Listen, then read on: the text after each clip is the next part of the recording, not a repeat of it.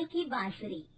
एक सुहाना सा दिन होता है और मगन, रामलाला, चंदन, राजन, तपन और गोलू के पापा गांव के बरगद के पेड़ के नीचे बैठकर अपनी शाम की गपशप कर रहे हैं। अरे रामलाला और चंदन, तुम्हारी फसल कैसी चल रही है इस साल? अरे बंधु, क्या बताएं, बारिश ने तो परेशान कर रखा है। सही बात, बारिश की कमी ने दिमाग खराब कर दिया है। सरपंच गांव वालों के लिए एक खबर लेकर आता है। अच्छा मेरे गांव के भाइयों, सुनो जरा, हमारी सरकार ने किसानों के लिए शहर में एक सेमिनार का आयोजन किया है, जिसमें वो खेतों के बारे में और भी कुछ जानकारी देंगे। तो मुझे लगता है कि हमें वहाँ जाना चाहिए। सरपंच जी, मेरे खेतों में कीड़ों ने परेशान कर दिया है, उसके लिए कुछ जानकारी मिलेगी क्या? बिल्कुल, तुम्हारे खेतों के बारे में तुम्हें सारी जानकारी देंगे। बोलो, तुम तीनों को जाना चाहिए, बहुत फायदा होगा तुम्हें उससे। ये कहकर सरपंच वहाँ से चला जाता है और तीनों सोचते हैं कि वो शाम के वक्त मैदान पर मिलेंगी और वहीं से रवाना हो जाएंगी। तीनों दोस्त मैदान पर मिलते हैं और जैसे ही निकलना शुरू करते हैं तभी एक बांसुरी की आवाज सुनकर वो भी उसी ओर सम्मोहित स्थिति में चलना शुरू कर देते हैं। कुछ बच्चे हर बार की तरह अपना दोपहर का फुटबॉल का गेम खेल रहे हैं। पकड़ लिया, पकड़ के दिखा मुझे, इतना भी नहीं कर सकता।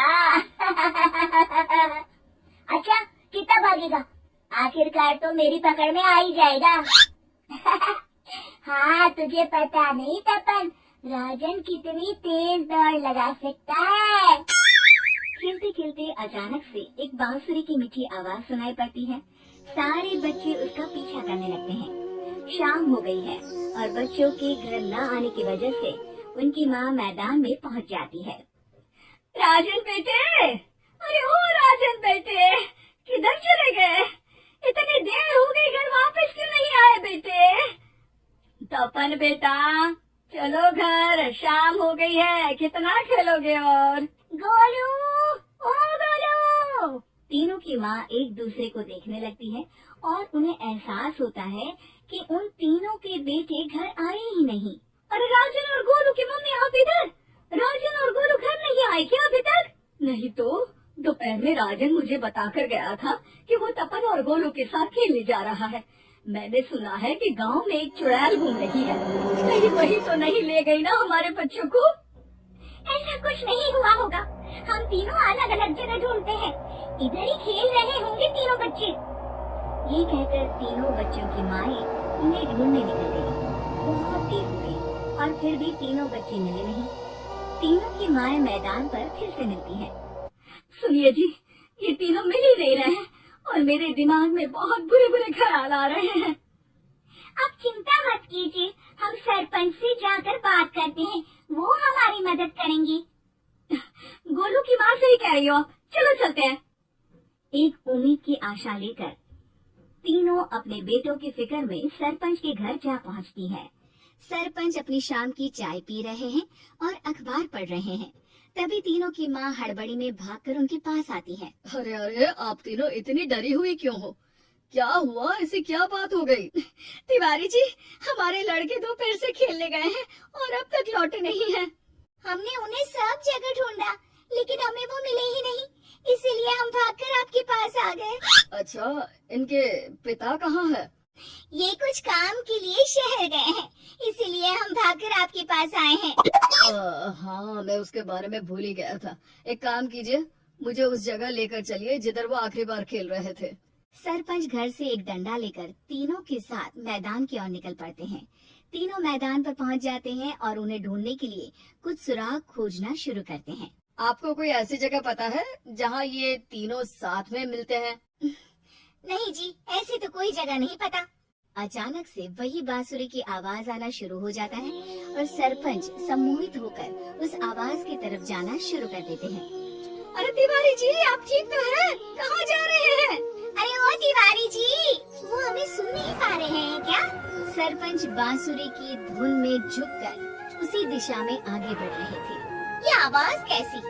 ऐसा लग रहा है कि कोई बांसुरी बजा रहा हो। हाँ, सरपंच जी भी उसी दिशा में जा रहे हैं। सरपंच का पीछा कर तीनों मैदान के टूटे हुए बंगले पर पहुंच गए और सरपंच के पीछे दरवाजे के अंदर घुस गए। तीनों बंगले के अंदर झांकते हैं तो देखते हैं कि बहुत अच्छे से संभाला गया है बंगला। उतने में एक हंसी की आवाज आती है। मेरी बांसुरी, तूने मुझे आज तक कभी तंग नहीं किया। हमेशा अपने जादू से लड़कों को खींच लाती है। ये बोलते ही राजन की माँ को तीनों बच्चे और उनके पिता वहाँ चुड़ैल के पास लेटे हुए दिखते हैं। अरे वो देखो गोलू के पापा। अरे रे। अरे गोलू की माँ, अब चुप रहिए ना जरा। उस चुड़ैल ने देख लिया तो हम भी फंस जाएंगे। इन्हें बचाएगा कौन? लगता है ये शहर गए ही नहीं और इस चुड़ैल ने इन सबको भी यही बुला लिया है। अब हमें इन्हें छुड़ाना होगा। एक काम करते हैं। राजन की मम्मी गोलू और तपन की मम्मी को एक प्लान बताती है। बिल्कुल सही कह रही हो राजन की मम्मी। चलो आज इस चुड़ैल को मजा चखाते हैं। तीनों माएं अपने छुपने की जगह से बाहर निकलती हैं और एक्टिंग करना शुरू कर देती है। ये तो बढ़िया है। अब इसका असर औरतों पर भी हो रहा है। वाह जी वाह।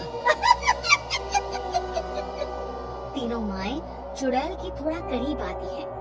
राजन और गोलू की माँ चुड़ैल को पकड़ लेते हैं और तपन की माँ बांसुरी हाथ से पकड़कर तोड़ देती है।